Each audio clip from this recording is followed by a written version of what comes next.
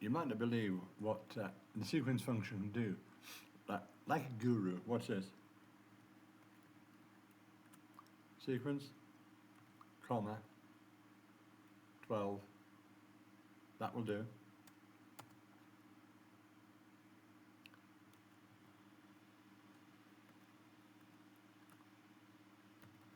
Equals sequence, 12. Now, magic, equals.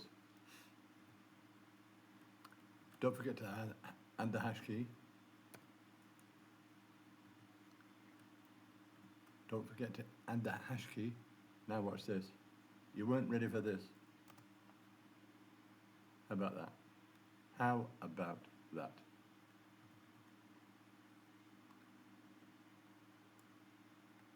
Let's change that to 6.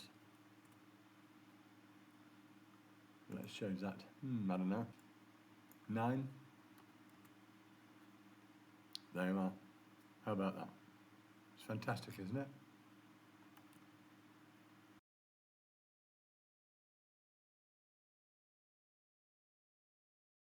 Unique, not unique. And for this I'm using unique, RANDARRY, count, sort, and TOCOL.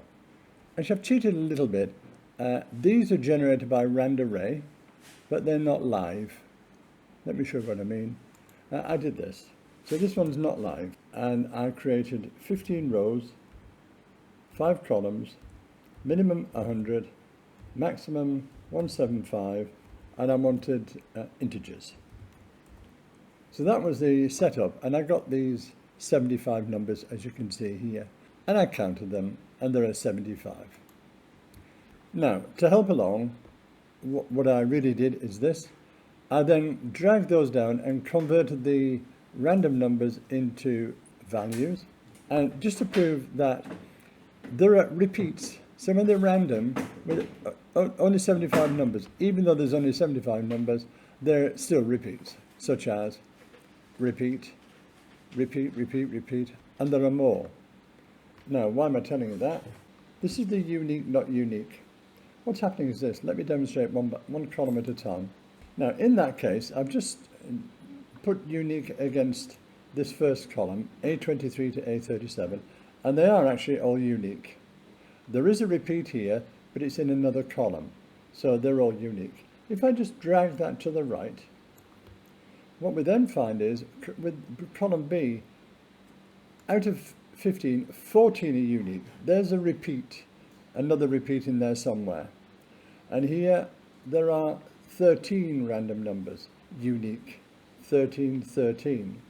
I've now got A and B, and notice immediately column B is all unique.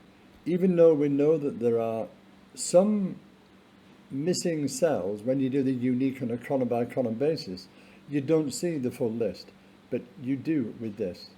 Let's do the whole array. Remember, we had 13, 13 and 13 here, unique. We don't see that now. What's happening is this. As you combine columns for unique, what it really does is it doesn't take this one and then this one, it does this. And it says, this combination, 134, 110, you don't see it anywhere else. It's not repeated. That's unique. 106, 107, you don't see that anywhere else. It's unique to this combination of two columns. And the same, the same, the same. That's why all 75 are unique. It's actually all 5 columns are unique with respect to the other columns. That's big news. If you've never thought about that before, then that's why maybe when you're analyzing your data with a unique function and you get the wrong answer, we get 75 and it's really 45 unique numbers. How about that?